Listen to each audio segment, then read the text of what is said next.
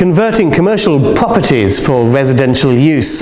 That was the subject of a terrific talk by Shimon Rudich, who came down to speak to us at the Baker Street property meet. Shimon Rudich is actually a lawyer. He runs his own legal practice and he's turned property developer, converting disused and unloved commercial buildings, usually in the north of England, to alternative uses, often sort of residential. So you're going to hear that talk on this YouTube channel. Every Wednesday we publish some of the best talks from Baker Street Property Meet events. If you want to make sure that you are notified as soon as we upload a new video, then make sure you subscribe and hit the bell icon and you'll be notified as soon as we release a new video. But the best way to experience the Baker Street Property Meet is to come to the meet itself. We meet on the last Wednesday of every month in central London. You'll hear from expert speakers and you'll have the chance to network with 200 passionate property people. Details of the event are at bakerstreetpropertymeet.com. Hope to see you there, but for now, enjoy Shimon's talk.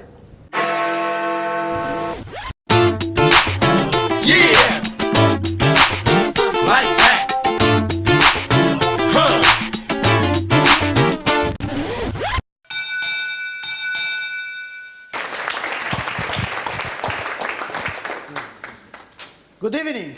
Good evening. So who am I? So first of all, let's mention my solicitor. Not that it's the most important thing, but I'm expecting all of you to be my clients now. And back at home we say, you have enough that you can't refuse. In case you didn't notice, I'm Italian. I'm also a property investor. I actually bought my first property when I was still a trainee solicitor, 17 years ago.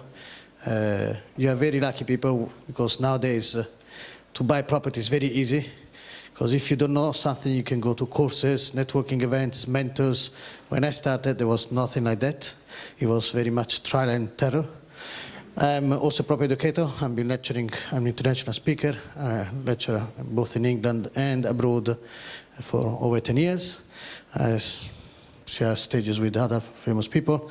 I wrote manuals, articles, and I like to buy properties. I started buying small, single lets, residential properties, and then I got bored. I started with HMOs. I got bored. I started to fix property with structural problems. Then I got bored. I have a creative mind. I cannot do the same thing for long. And then a few years ago, I decided to do commercial properties, but more conversions rather than keeping.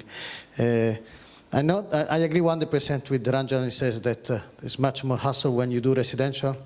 It is, but if I don't manage them, there is not much hassle for me. And I try to delegate as much as I can. I'm very good at delegating, so much that both my wife and my business partner think that I do nothing.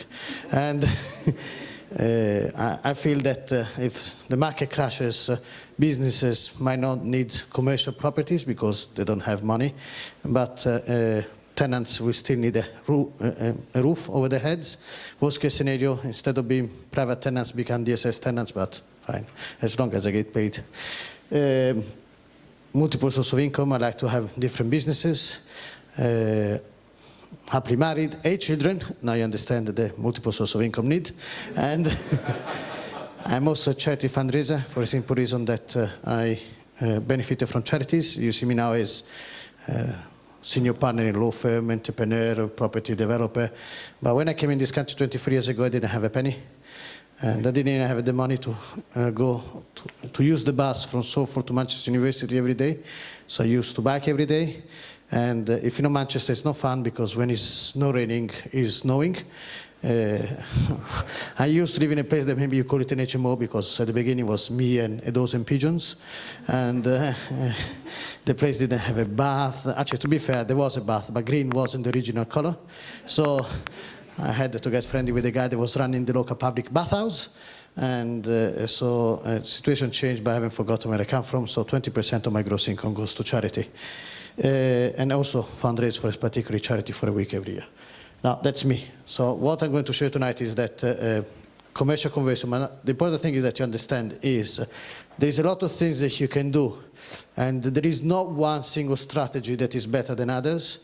It's always the property. First you go to the property, then you choose the strategy. To have only one strategy in your toolkit is stupid. Because you might find properties that will make you money, a different strategy, and because you went there thinking, I'm doing that, you will never do that property and you lost money. So every property that you don't make money out of it, you're losing money. Sorry, I covered that one. Most people, when they start doing commercial developments, they maybe do 1 or 2 per time. I did 1 to learn it. I'm kind of guy that gets easily bored. I said, one project was, what? I do only one project, what do I do the rest of the time? So, and there are people that you will see that they talk to you, and they're very good at talking, and actually they don't do what they talk or let alone what they teach. So I always show my students that I actually do what I talk about. So very quick, I want to show you, I have 7 live projects. One of them is actually practically finished. 7 commercial development projects. So you should aim to do a lot of projects because otherwise you don't make a lot of money. And then I concentrate on 2 of them. So this one is in Bolton, was converted pub, 2 HMOs, 2 5-bedroom HMOs and 1 flat. My building team, cheaper this way. That could be better. St. Helen, 2 HMOs, 2 7-bedroom HMOs, 2 flats. This one was meant to be 2 HMOs, then I changed my mind before they started the works, and so it's becoming 6 service accommodations. And I remember Mark says, why you changed your mind? I said, well, you know, I already have a couple of HMOs. I got the t-shirts, commercial conversion. I already had HMOs before residential. Let's do something different. So 6 service accommodations here. £60,000 net cash flow when finished.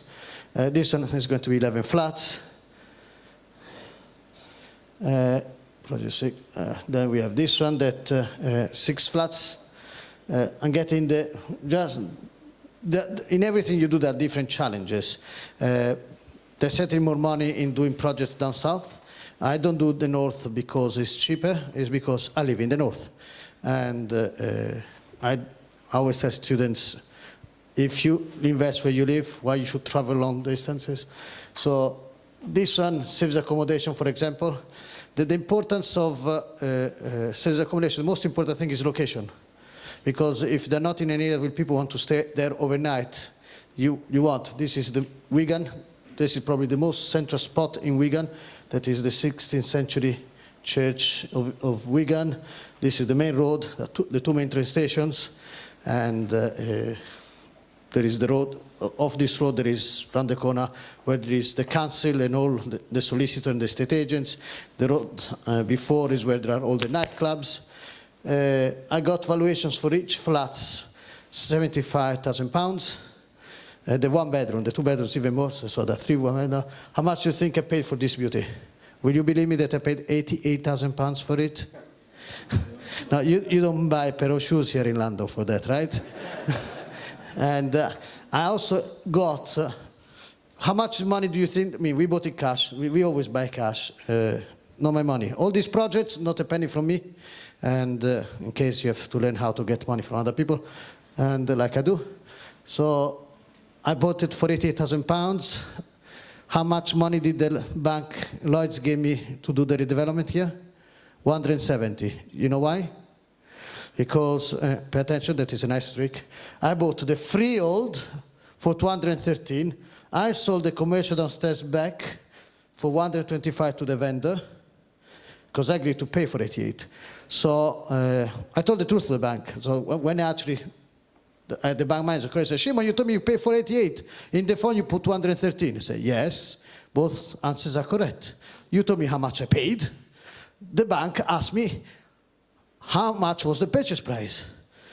And the purchase price was 213. I said, okay. So having said that, can I ask 70% of the 213 instead of the 88? And he went, yeah, you can do that. So now I got more money than I paid for it, which is useful. And this one, do you like this one?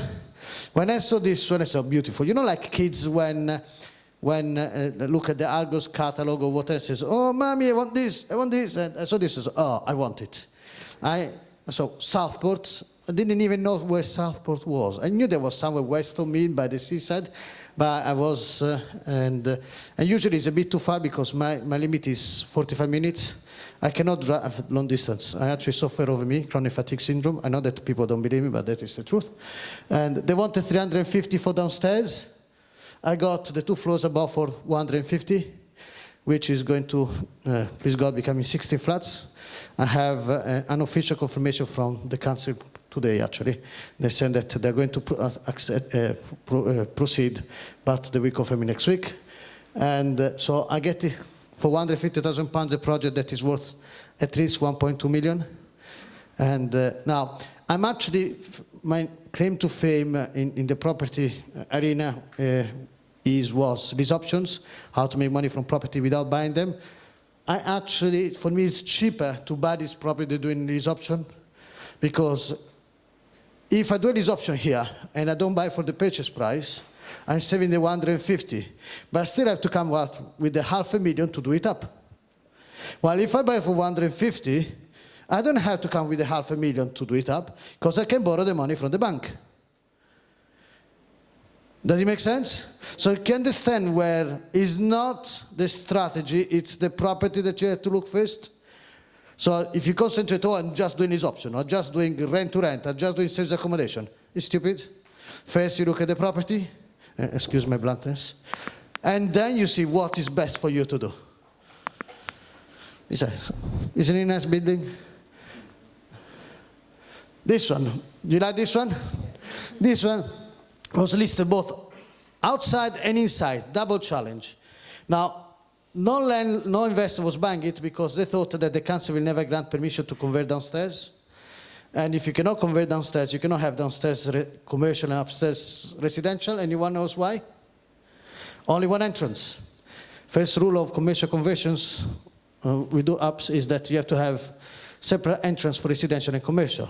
Now, in a normal building, say, fine, I'll stick another door on the side, but it's a listed building. So the council will not even give you permission to put a window this size without, so let alone a new door.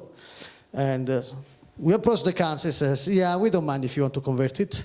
So we're planning to do 11 flats here. And net cash we calculated around a sales accommodation between £90,000 and 110. Is that a good return?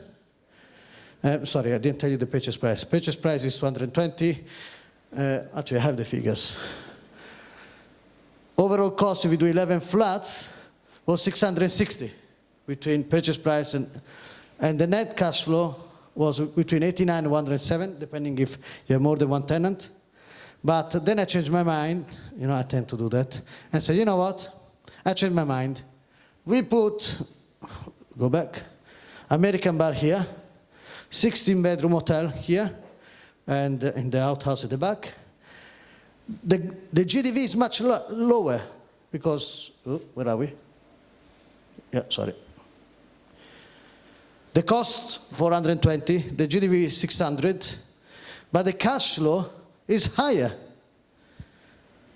Now, I justified this one to my business partner, the small cash flow, but the reality, why did they want to do this hotel? Because, see, money per se doesn't excite me. For me, it's like playing Monopoly. I don't even see the money. My wife is in control of the properties accounts. The law firm accounts are done is the bookkeeper, my mother-in-law. I'm probably the only person that asks his wife and his mother-in-law to control his money, which is fine. And so for me, it's like playing Monopoly. Eventually, you want to upgrade to hotels, right? So this is the figures, but I don't have the time to go through all them, but just to show you that. So, in short, make money. If you're not making money, you're making excuses. If you don't make money, the problem is you. It's not the market, it's not the property, it's not the area, it's you. I leave you with a true story to inspire you. This happened 2 years ago. I had two mentees that kind of disappeared. My business partner, Richard, was meant to speak to them on a certain day, called them, they didn't answer, called the day after, nothing. A few weeks they disappeared, and eventually he called the guys that ran the church, not that we check the church caretaker of every mentee, it's just that he used to be our mentee before them. And he told them to come to us. And he said, no, I haven't seen him in church either for a few weeks. We are surprised, but what can we do? We keep trying, and nothing. After 4 months, we got an email from her email address written by the son saying, Mom is aware you've been trying to contact her, but she's in hospital, she cannot contact you present. When she's be better, she will. So on one hand, well, at least she's alive. On the other hand, 4 months and she cannot even write an email. How bad is that? And indeed, we didn't hear for another 4 or 5 months. And then on a Sunday evening, the church caretaker called her and says, she was in church, they were in church this Sunday. He was pushing her on a wheelchair. I mean, they weren't young, but he's 15 years older than her. Okay, and the day after, indeed, she called and said, I had such illness. I lost my legs, and I lost most of my fingers. But I haven't given up on my dream to make money from properties. Will you still help me? If she didn't think she had an excuse to do nothing, what's yours? Because unless you're making a lot of money, you're making excuses. Yeah! Like that! Huh! If you enjoyed this video, hit the like button. If you're not a subscriber, what are you waiting for? Subscribe, hit the bell icon. As soon as we upload, we'll let you know. And enjoy these. They're all dedicated to helping you be more successful in property. Happy investing!